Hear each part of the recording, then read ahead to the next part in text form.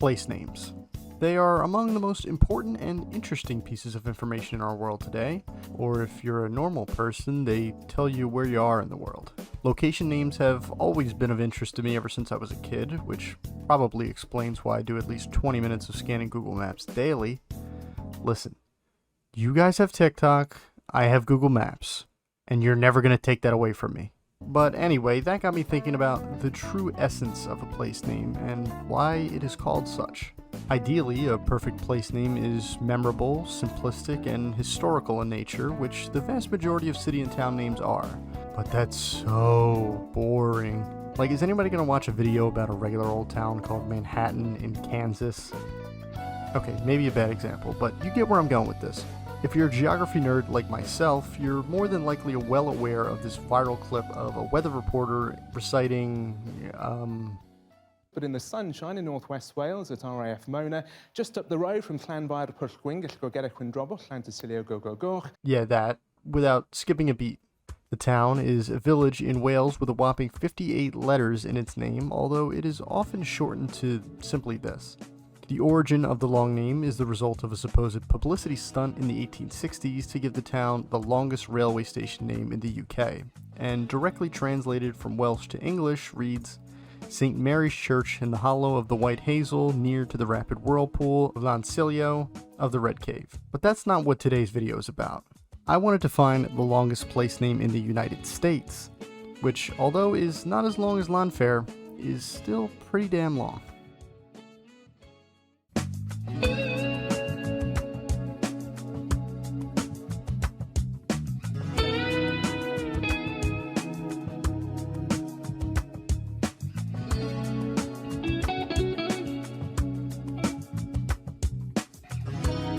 For this location, we'll have to make the trip to Massachusetts, home to some of the most significant American institutions like UMass, Harvard, and Dunkin' Donuts. In the south of the state, just above the border with Connecticut, lies the small town of Webster with a population of about 17,000. Although the town of Webster may have an unremarkable name, the lake that sits just to the east of the town is quite remarkable.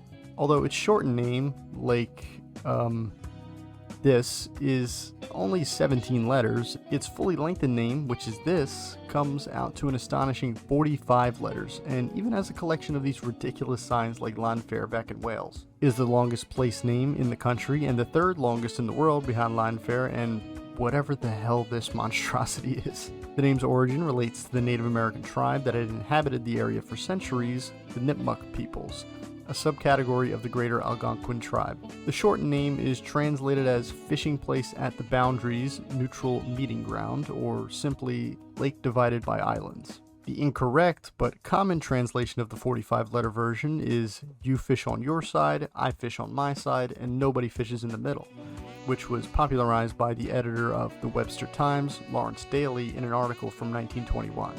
The first usage of the name can be dated all the way back to the 1600s, which show that the town of Webster and the lake went by a very similar version of the shortened form of the name. Later in the 1830s, it is believed that a surveyor had unwittingly combined the names of the lake and a nearby pond, Manchog Pond, lengthening the name even further.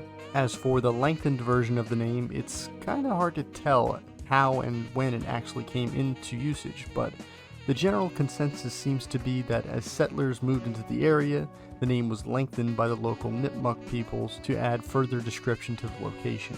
To top it all off, it even has a clip of a news anchor attempting to say the full name when there was an effort to fix the spelling on the town's local signage. Webster, Massachusetts officials have agreed to correct spelling errors in road signs pointing to a lake with a 45-letter Native American name. Lake Chagagagag Man Chagag Agag Chabun Agung Gamag has one of the world's longest place names. In the 1960s, there was an effort from the locals following actions by the state that would shorten the name to be more manageable. Upon hearing the news, the citizens protested the name change and their beloved lake name stayed the same. Today, Webster is a quiet city in the south of Massachusetts. The town's local lake is a place of leisure for the local residents, with marinas and beaches lining the coast, but I think that Webster is a little bit more than that. The historical importance of the name may be minimal in the grand scheme of things, and I'm not sure that many people even care that this lake has the third longest place name in the world. But if anything's for sure, at least no one's gonna mistake it for a different lake, right? Anyway, thanks for watching. Peace. It's a mix of this shit stirred up out in the background scene, looking like the dog got in the trash, but then back away your nigga tryna pop in the bag, catch a microwave, I forgot it's a splash when I cash out, blackout, trapped out my dad house, Jim Carrey the DVD, I pull a mask out, lunchtime grilling, get a pack mad loud, hit a plate, run a route, I might pull a map out, I ain't jump off the porch, nigga I flew, who with the new, them 3 letters need 2, I got spine on my eyes, they catch a and my mama be sick, funeral flu, if you know, and if you knew, you knew.